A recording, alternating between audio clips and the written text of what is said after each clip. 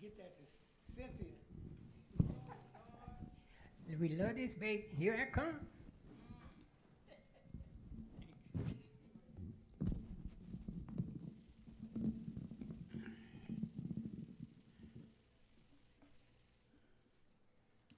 It's going to be an awesome day today because our Sunday school lesson is going to start us off on a good track. It says, God glory in the tabernacle.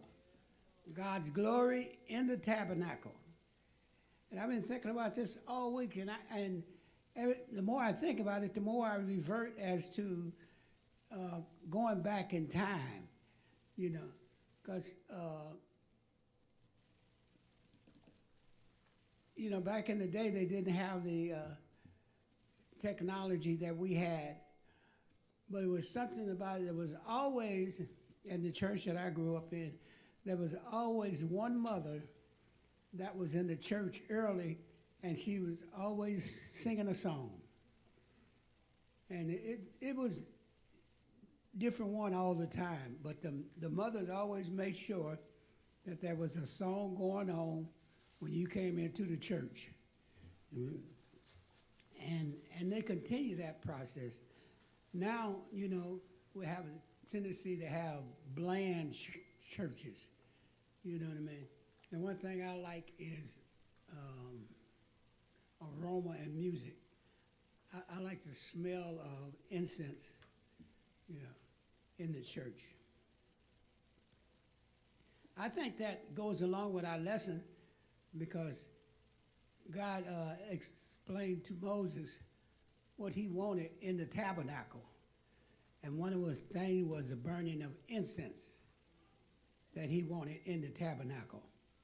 And a lot of this is going to be good this morning in as much as it points to the idea of the perception of our holiness.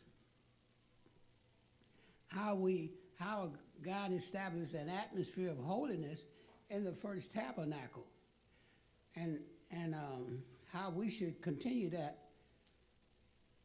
atmosphere of holiness, and how God told Moses what this meant and why he wanted it in a particular place.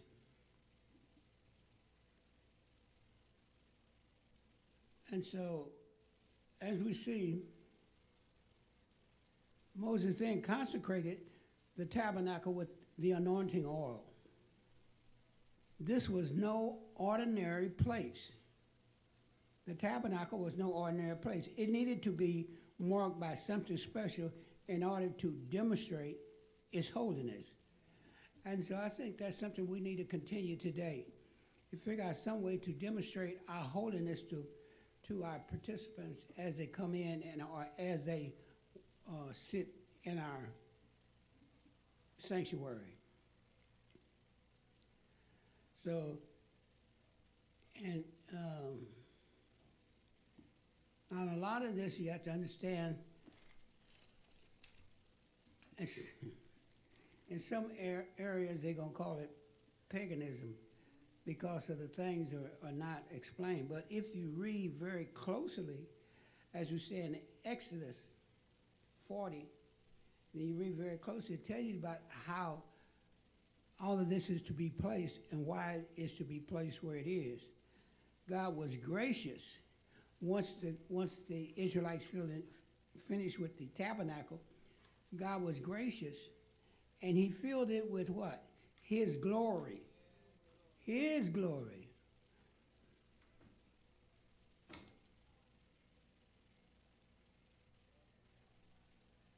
Why you close the door on me?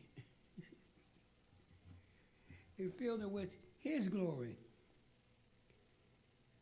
It says, and all that was in the tabernacle, it says, was holy because of the presence of God. And that's what I was trying to explain this morning, is that I don't know if it's our modern society, but the one thing I think that brought a lot of people into the church earlier was that they were always trying to present that there's a presence of God in the church. Everybody's trying to do a little bit different to make to show that their God is there. You know what I mean? But I think when you walked in, you had a feeling of God being there, because when you walked in, there was the mothers on one side, the deacons was on the other side, and the church was together in their singing and in their worshiping.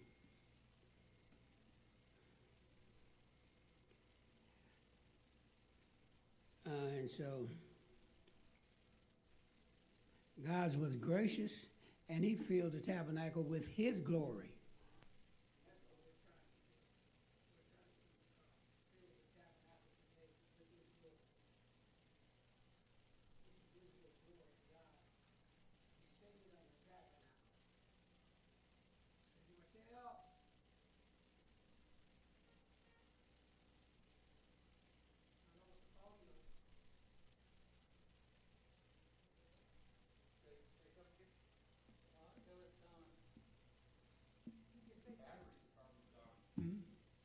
Okay, it's back on now. Yeah. Okay.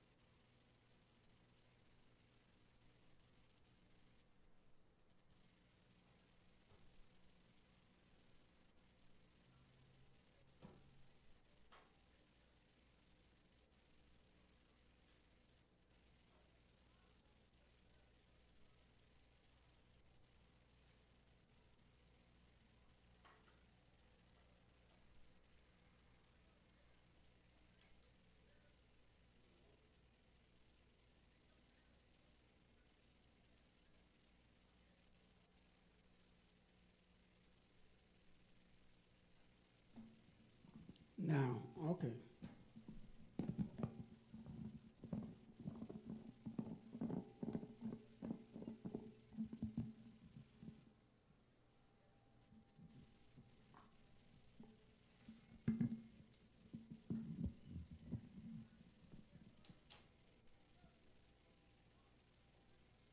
So as we're reading, I'm over on page 12, and I'm reading, it says, the tabernacle alone could not have marked the Israelites as holy. Many nations have temples, and even the Israelites created other high places. But the tabernacle was holy because of the presence of God. He alone was the ultimate cause of its holiness. He alone. And that's...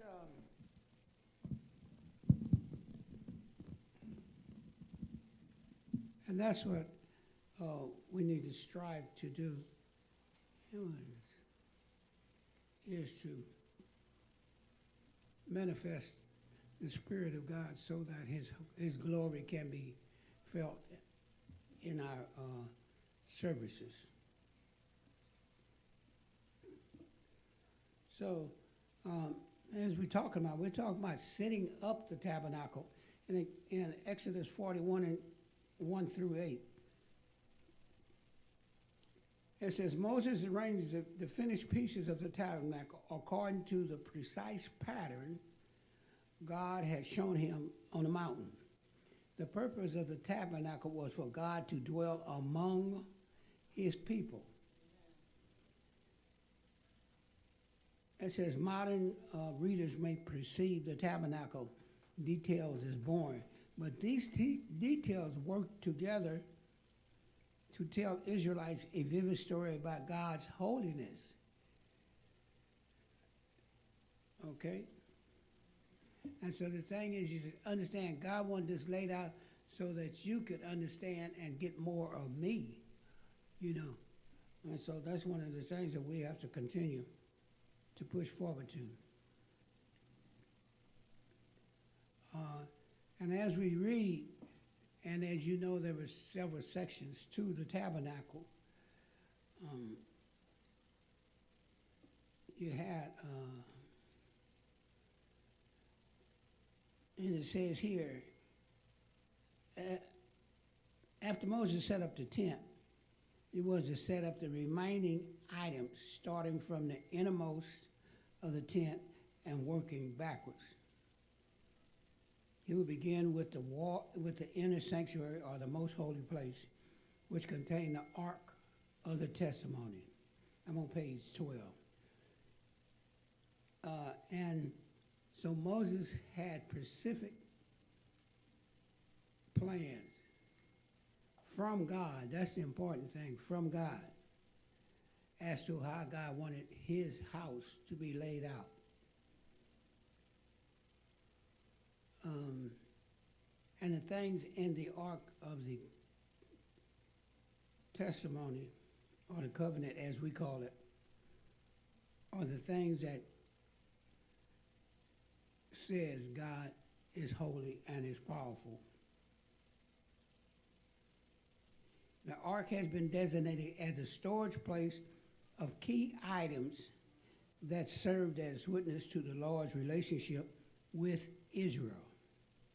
It contained the tablets of the Ten Commandments, which served as a witness to the covenant stipulation for Israel, and it contained a jar of manna, which served as a witness of God's faithfulness to the Israelites in the wilderness.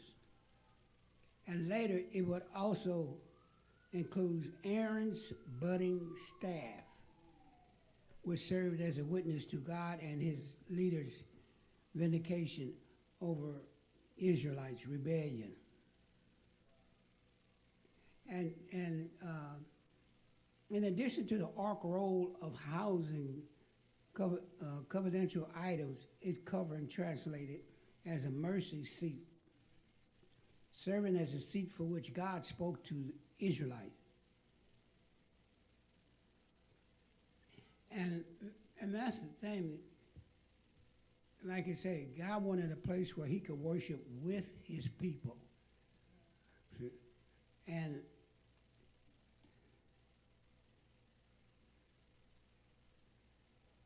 yeah, and so here's an interesting statement. Later, Old Testament book would emphasize that role, nearly equating the Ark of God's presence with the Ark. The cherubim on top of the mercy seat amplifies that significance. The cherubim wings overshadow the Ark, guarding it in a way that recalled the cherubims who guarded the entrance of the Garden of Eden. Right. So this is something you really should go back and take time to read, because it's powerful how they speak about the glory of God here.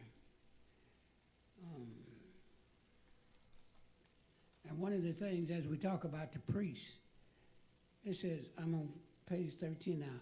Once a year, God allowed the high priest to enter through the veil to make atonement for Israel's sins.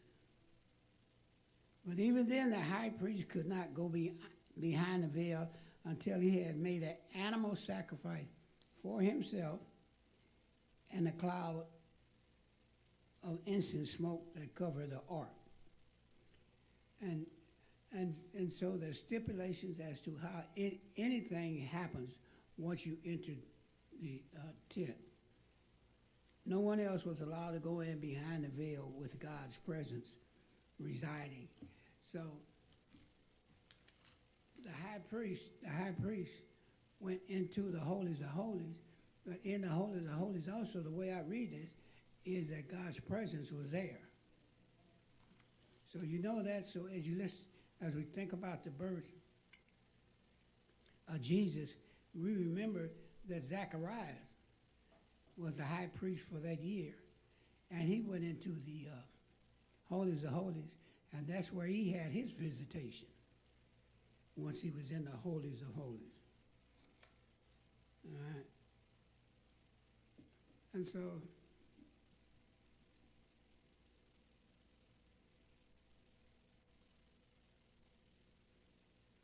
I'm reading now on page 13. It says, but even then the high priest could not go behind the veil until he had made an animal sacrifice for himself, and a cloud of incense smoke had covered the ark. And so incense had to be lit, and then he had to make a sacrifice.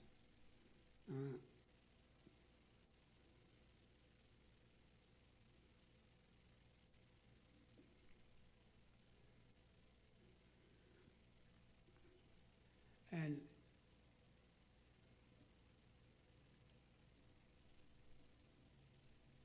as you form a mental picture of the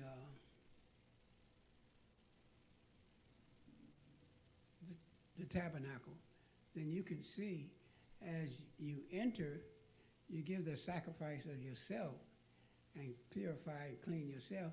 Then you go in, and then the high priest will offer a sacrifice for everybody, and then he will take that sacrifice and go into the holies of holies.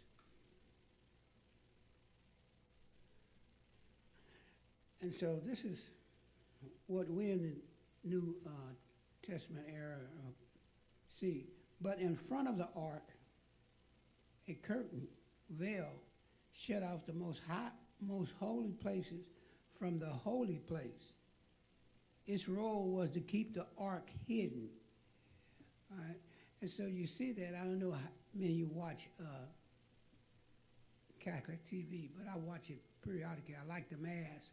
And so you see they have the Ark of the Tabernacle, but it's always behind a little curtain.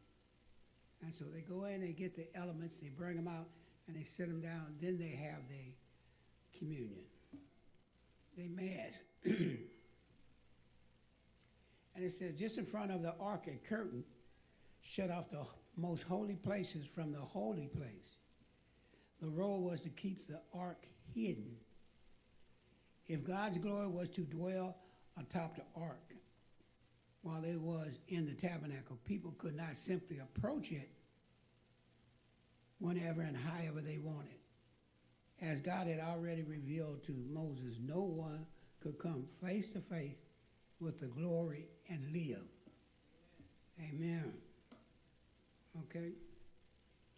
And so, now, that is something, and I think that's what we as humans think about when we hear the word glory. All of that comes from the presence of God, you know. And like it says here in the early Israelite world, that they could not even see, because that's what was happening with the mountain. Remember the mountain that was Zion was all captivated with the glory of God. And like I said, no one can touch my mountain, you know. And that was one thing that was hard for me to understand. You have this power and this glory, but your people are looking for your glory, and you come to the mountain. Well, why is it that we can't touch or be part of your glory? And that's what we read here. No one could see or touch his glory. Okay. No one could come face to face with the glory and live. All right. And so that's how I look at the glory of God, in being something that has the presence of peace, comfort, but yet in all is a protective area about it as well. Okay, now that's concerning the inner sanctuary. Now, I could talk about the outer sanctuary. On the other side of the veil was the outer sanctuary of the holy place. A priest walking into the holy place from the outer court would see a table on the right, a lampstand on the left, and an altar directly in front of him, just before the veil.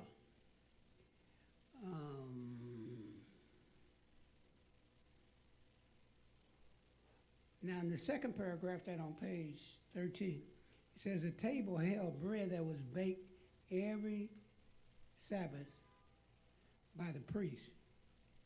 The bread was considered a food offering, which meant the priest could not eat it.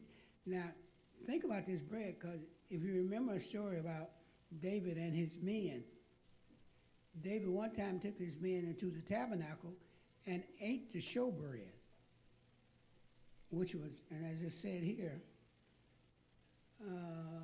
the priest could not eat it. Since the Levitical priests did not get an inheritance of the land, the Lord provided for their daily needs by giving them food offering as their inheritance. So the Levitical priests didn't have to do anything. Their job was to maintain the Ark of the Covenant. Everything about it, carrying it, putting it up, taking it down, cleaning it, whatever was necessary. And the bread was not to be eaten by the priest or anybody else. But David was coming back from a campaign, and his men was hungry, so he went into the tabernacle and got the bread and gave it to his priest. His men. And so everybody was mad at him. But then he was David, so everybody had that love madness. So we're in the outer sanctuary now.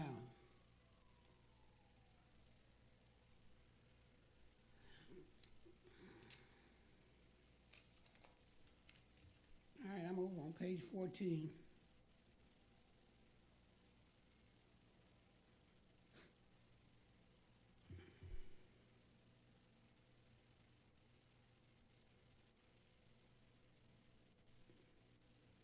And so that we don't really get into the duties and activities of the priest, but we need to, because they had a lot of duties and regulations that they had to do, in order to perform what they needed to do in the tabernacle. So I think that's important, that the priests were there. I'm on 14, and it says the priests somewhere burn incense on the altar every morning and evening, which may have signified the priest's intercession for the people. The priest also used it for sin offering, the altar. And once a year, this is something you should underline, the Day of Atonement. The high priest sprinkled blood and burned incense on the altar just before entering the holy place. And it says, just as a veil shut off the holy place from the most holy place, so a different curtain shut off the outer court from the holy place. Only priests were allowed to the holy place. The screen on the door reminded the Israelites that they were not to enter it. All right? So there was all kind of restrictions.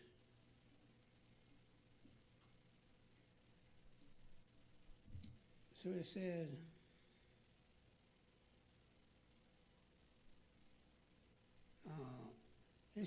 the nearer one got to the presence of God, the more sacred the space became. Greater holiness was required as one moved closer to God's presence. It says, outside the tabernacle was another altar, bigger than the altar of the incense, whereas the altar of incense was for sin offering of the saints. The altar of burnt offering was for sacrifices offered by the people. So there was two altars. Okay, and they were strategically placed because the altar of burnt offerings and the entrance of the holy place.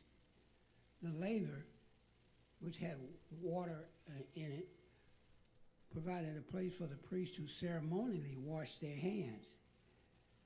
And on either side, right or left, offering a burning offering of altar just right before entering the tabernacle. And so, as you say, and the one statement down there was, the closer one got to the presence of God, the more sacred the space came. And that's a lot of mental situations to me. There's some denominations that don't require you to, but suggest that you hold adherence to a lot of holy places. Like when you come down the center aisle, in some places there are 3 steps coming up to the pulpit. And it's required that you honor that by kneeling and giving presence to that. And I think a lot of things help, because when we have people come in, they have to realize that this is God's place. See, and you must treat it as thus. Just because you enter a door and you don't see, as you see in Catholic churches, they have these stations on the wall.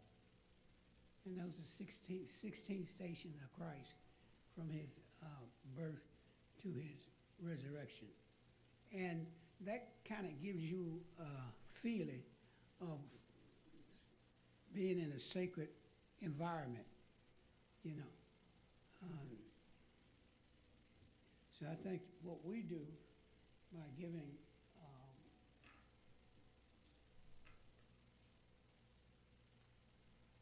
our bulletin is the same thing. Is to emphasize that this is a sacred place, you know. And that's why the mothers of the church and the ladies of the church was always pinching you and twisting your ear and stuff, you know, for you to realize that this is God's house and to act accordingly, you know. Because it's just like with doubt. If you allow doubt to proceed, then it festers itself, and now it goes to disbelief, you know. And so we can't allow you to come in and just desecrate our worship area. Reverend Campbell, I, when you say that, I go back to where you said they weren't allowed to touch the mountain. The Israelites have always been stubborn. They have been Always what? Have been stubborn. They just, because they felt they were the chosen people, they can do what they want and it'll be okay because they were the chosen people. To touch that mountain, which was sacred, God told Moses put boundaries around there, because that is a sacred place. And at the time, you weren't holy enough to touch that mountain. So, and if you touched it, I believe he said there came death. Yeah. So there has to be boundaries until you have fully, I'm trying to find the right word, know how great and powerful God is, to know that you have to make sacrifices along the way. You have to acknowledge God for who he is. So until you can do that, no, you can't touch that mountain, because you are not truly dedicated to God. That's true. And you speak volumes as to how the church should conduct itself. You know, you started in a basement, and when you was a kid, you started in a basement. They teach you the 10 Commandments and the 23rd Psalm and the Beatitudes, and as you learn more, then you elevate yourself, and pretty soon they bring you up together and they sit you in the sanctuary, and now they tell you the etiquettes of the sanctuary and this, that, and other, you know. And that's how I think it should be laid out, because most people don't understand that it's a progression, and you have to learn as you go along the way. And because we have allowed ourselves to become somewhat financial in our underthought, that we allow people to come in and just assimilate themselves within the congregation without having the idea of, yes, when you get to this front row up here, this is a serious place.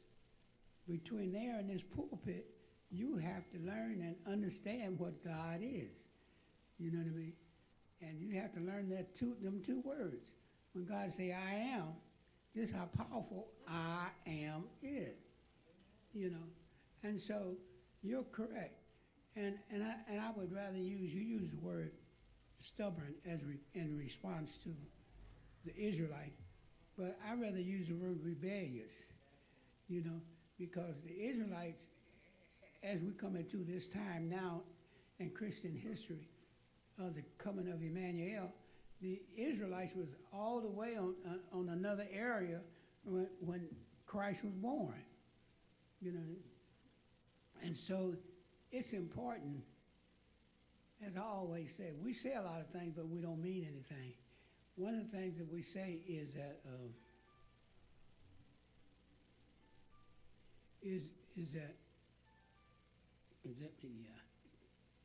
Christ is the way, the truth, and the light. We say that, but it's a hollow statement in that people don't gravitate to it. You know what I mean? And one of the things that we don't do is have the honesty that is necessary for us to grow. You know, because you got to be honest with one another as to likes and dislikes. You know, because you can have people sitting next to each other, and they're totally opposite in their like and their thinking and in their belief. You know, one person may believe, yes, I believe in God because He's did everything for me, and the other person may believe in God because that's what they say I must do. And so those have to be put out and put on the table, you know, and understood how that person is indwelled with that and what it means to them. Because my belief means just as much to me as your belief means to you. And they need to be expressed and brought together so they can show the commonality on each one of them. But, yeah, and the Israelites, I really don't, you know, and it's hard if you think about it to understand. I just brought y'all out of 440 years worth of slavery. Brought y'all through this Red Sea, taking care of y'all for 40 years, and y'all still got idols. Y'all still worshiping idols. You know, explain to me. I got Moses up here giving him the 10 Commandments and the way of how I want y'all to live righteous. And as soon as he get down, there's music and dancing and idols all over the place. See? And I think that shows so much to me. It shows much compassion on God's part. Because just like with Sodom and Gomorrah, and even the flood, you know, the flood didn't have all that, prior to the flood, there was not that, how she would say, blatant a disobedience as Sodom and Gomorrah, but it was that Wednesday disobedience. You know, it was not like Friday. Friday, I'm just gone. I'm out. Don't bother me. Wednesday, I'm thinking about it. I know what I'm going to do. And Thursday, you made it up in your mind what you're going to do. Just that simple. So, you know, and here, ideology of disobedience is still present, you know, but we don't see it, you know, because if you stop, well, if you go back and read Malachi, you will see that how Malachi is talking about y'all just crazy, you know, y'all just have to stop this because of what God done for y'all, but as you read Malachi, you see that it shifts in that, okay, God still loves you, and God's going to provide for you. He's going to take you out of this area of sinfulness that y'all in, and he's going to give you peace, comfort, grace, and mercy. And then you become to see, remember the end of the last quarter, we dealt a lot with the power and presence of God. And that's what we have to understand here is God's going to display his presence. And in times past, he has displayed his power, see?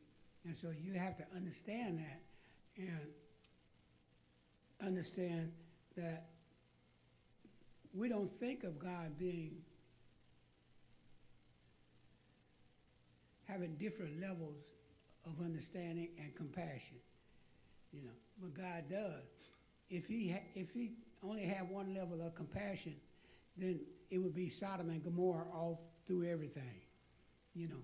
But thank God he has compassion, you know, and it's to be understood because he created us, so he knows about us, and he knows that, okay, y'all might be temporarily crazy today, just like your children. You know, they may be temporarily crazy Saturday morning, but they get their act together by Saturday afternoon, you know what I mean? Yeah, and so that's what God has to understand. Well, I made y'all. I know all about you. I know every hair on your head. You know, I know all your thoughts before you think them and before you say them. So that's how he can show his level of compassion. You know, to be omnipresent, potent, and omnipotent, it means that you possess everything. See, everything. So if we, his children, do something, then it's understandable that it's half of his fault because you allowed us to do it. You see. So we have to understand, and that's the biggest thing is getting in God's will. You know, trying to understand God's will. But it says here, now I'm skipped a page. I'm on 15 now. It says, filling the tabernacle.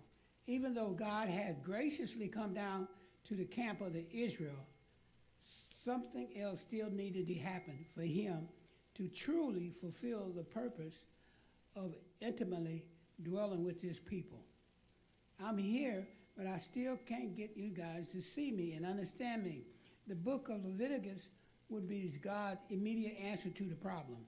But for now, all Israel was left to marvel from afar as the beauty yet terrifying glory of God's presence. And so the mountain of Zion is where God comes. But now how do he get from the mountain to the tabernacle? See, and he want to be with his people. You know, he don't want to be in the mountain looking at his people worshiping and living. He wants to be amongst them. Amen? And so I'm still on, I'm on 14. What happened to 15? I don't know.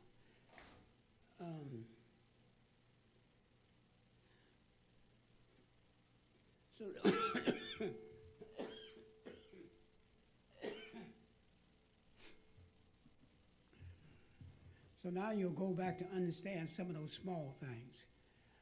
For instance, the tearing of the veil from top to bottom at the crucifixion.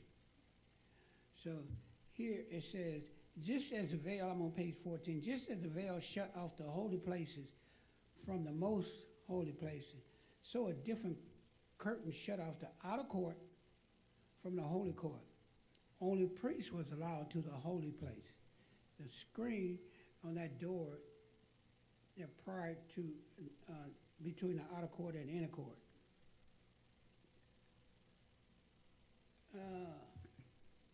Okay, I like this one. The outer court on page 14. We can think of the design of the tabernacle as if it were a series of concentric circles with God's presence in the middle. So you just go around, the more circles you have, but in the middle is God's. Only the high priest could enter. We understand that. We understand that. The common people could only enter the third circle, the outer court.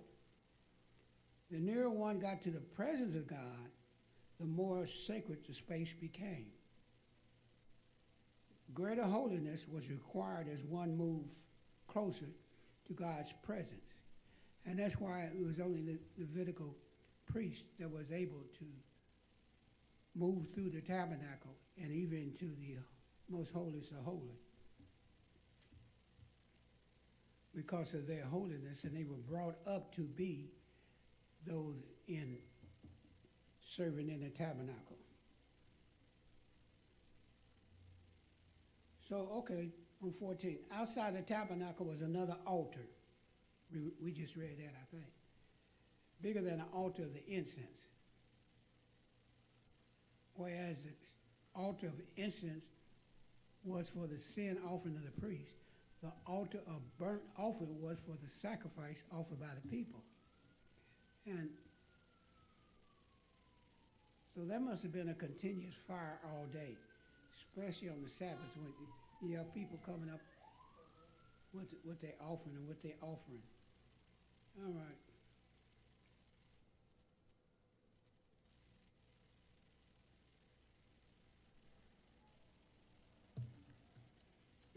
All right, let's get from the mountain to the tabernacle.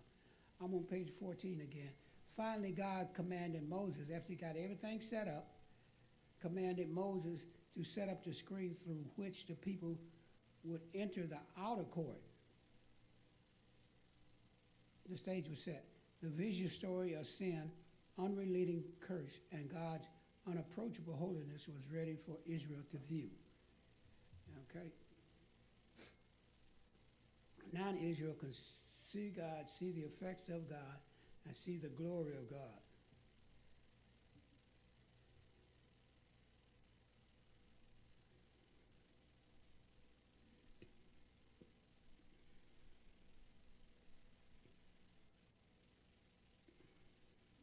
So as you look now on 14, you will see where it says anointing the tabernacle.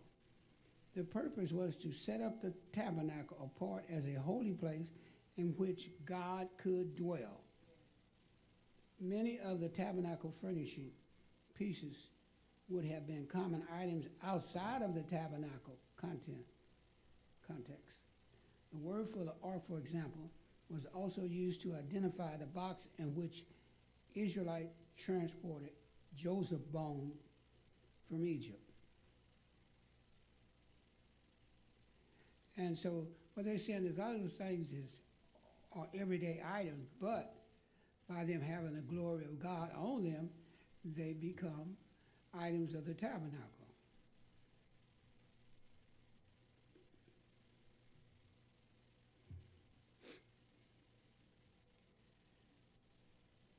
So I think now we got the idea of moving from the mountain to the tabernacle. Okay, so we're on 15, we're on feeling the tabernacle, God's overpowering presence. After Moses did all that God commanded him, the pillar of cloud that represented God's presence descended and filled the tabernacle with his glory. And so that's how God got from the mountain to the tabernacle, is that the cloud, which was there for the Israelites that brought them through the 40 years and all of that. The cloud that was on the mountain came over to the tabernacle and filled the tabernacle. So now the tabernacle is full of God's glory. All right. Feel that God was fulfilling his promise to Moses that his presence would go with Israel.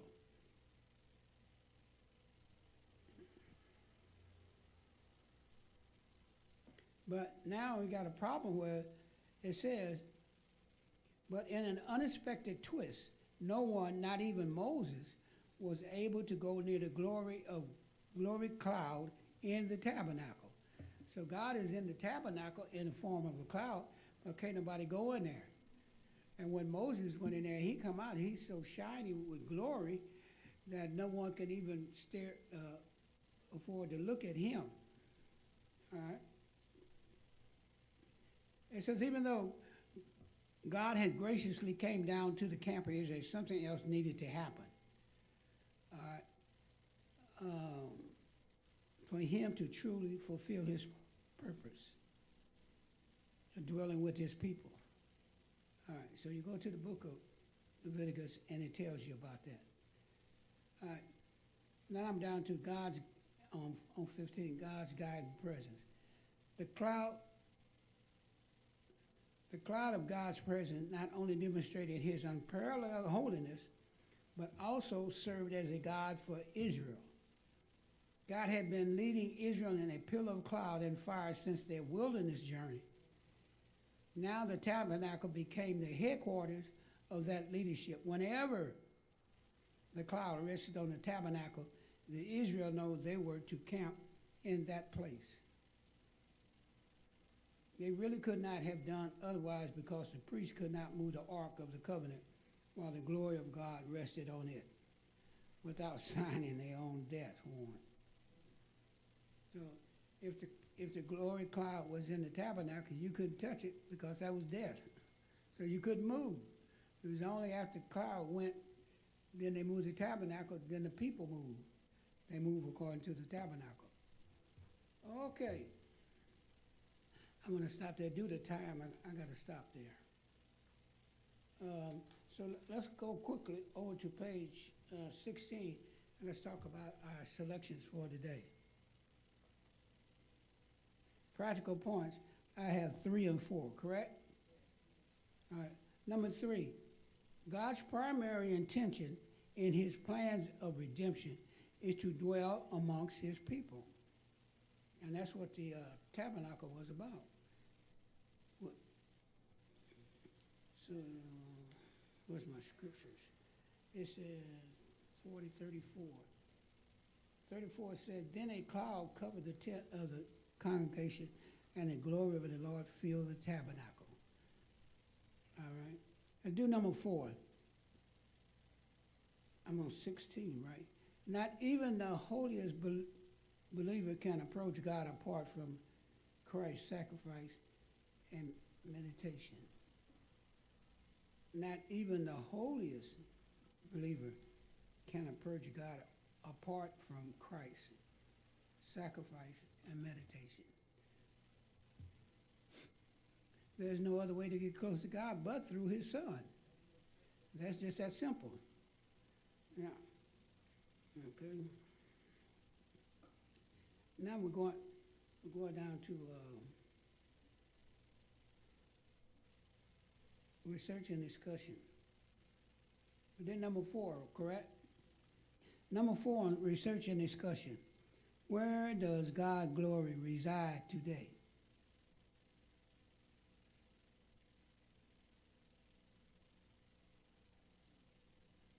Anyone? Where does God's glory reside today?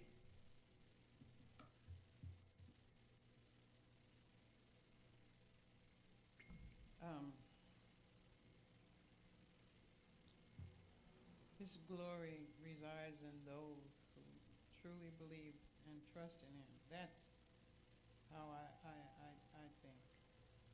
But I want to read this scripture. It's John 1 and 14. It says, so the Word became human and made his home among us. He was full of unfailing love and faithfulness, and we have seen his glory, the glory of the Father's one and only Son. So we know who Jesus is. We know that he's the only Son our Father in heaven has.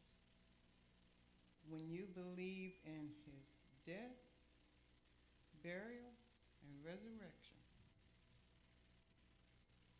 that glory resides in you. And it should fill your body with joy. With me, it's joy, it's sadness, and I keep getting a vision of that. But his glory reside in those who allow him to enter, that Holy Spirit to enter into them. That's how I see this question. Yes. His glory resides in the believers. It's just that simple. If you believe in him, then you believe in his Father, you know. And so that's one of the things, and that should have been with us on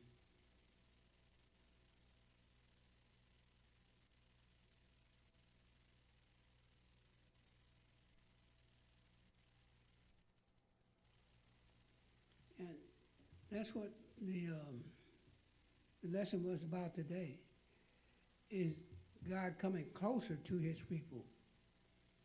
God coming into being with his people, presiding, worshiping with his people.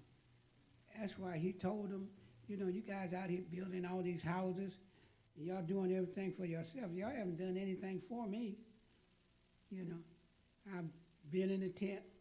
I helped you guys come through the desert and all of that in a tent. I started in the tent. I'm still in a tent. And yet you started in a slavery, and now you in a mansion. You know, well, you have to do something for me. And so his glory naturally has to be with his people. How should that affect the way we live and witness to others? Because we have to get the understanding that we have something nobody else have. We have to get that understanding is, yes, you know, I don't participate in powering conversation. See, so if you don't have any meaning and any thought, then there's not worth me doing that, you know. But I do participate in point. I have a point, you have a point. I will listen to you, appreciate, you know, but my desire is for you to listen to me. And then that's how you can establish who you are. Well, my best friend is Jesus. You know what I mean? I understand your situation, and you have to understand mine. And I think that's really the evangelistic nature, is concreteness. You have to be concrete in your point, you know, and you have to make sure that your point has covered all its bases, you know. But you can only do that if you're reading, and if you're in that word, then that's the only reason, that's the only time that you can be assertive with your point. You know, I always tell people that Jesus is my friend. I'm territorial, but I know. But he's my friend. And I always tell him, you know, you need to get you a friend like me. I said, because I can talk to him. I don't have to worry about it going nowhere. And if I listen closely, Come on. he'll respond to that question I have or that situation I have. Get you a friend. The mics are cutting on and off today. Like I have. I said, he will never steer you wrong. Never. You may not want to go what he's trying to tell you. But I'll tell you, eventually you'll get there. You'll get there. You'll get there. So get that friend like no other friend in the world. I talked to my mom. I don't care where I am. I said, thank God they have wireless earphones, because I'd be like, I'd be talking to them, and I'd be going, I'd be pointing to my ear like I have, but I'm talking to Jesus. So they don't think I'm crazy. But that's the friend I tell everybody is. That's the best friend in the world. You know, and it's amazing how physical we are. if we don't see something or hear something, we don't believe in that. One of the things that you just said was that people don't listen for the response. He says, be still, and you know, and we don't, because we might be quiet, but our brain is definitely moving, you know. And so that's why I tell people in the prayer time, you just got to sit down and shut up and shut down. You know, that bill is not going to come while you're praying. And anything that you have that is important is not going to happen while you're praying because you are God, you know. And if you pray thusly, then that would happen. But we are 10:27, Gladys, so we got to stop and take up our collection. And so that's going to conclude this part of our Sunday school, and now we're going to have our offering.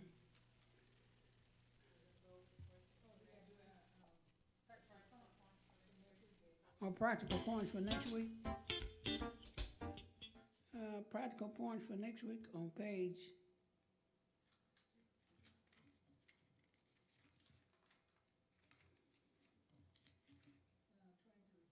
23.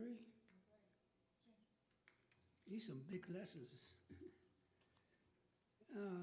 Page 23, practical points for next week for 21st, right? So,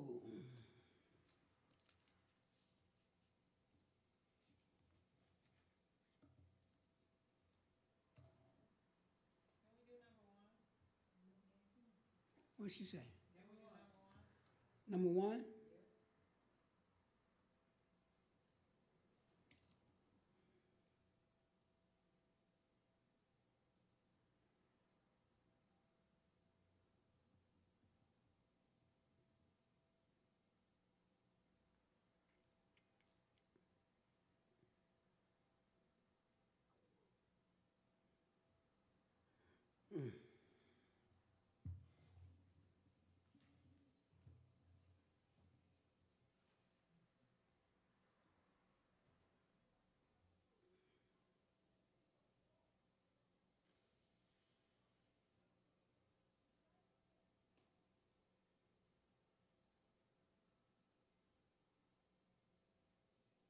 Row 4.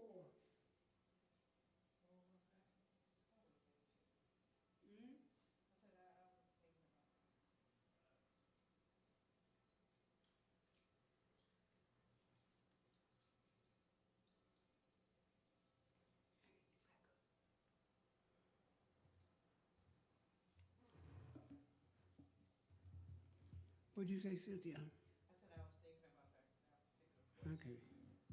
So we want to lock in on 1 and 4 in the practical points? Yes, sir. Okay, for next week. And our research and discussion.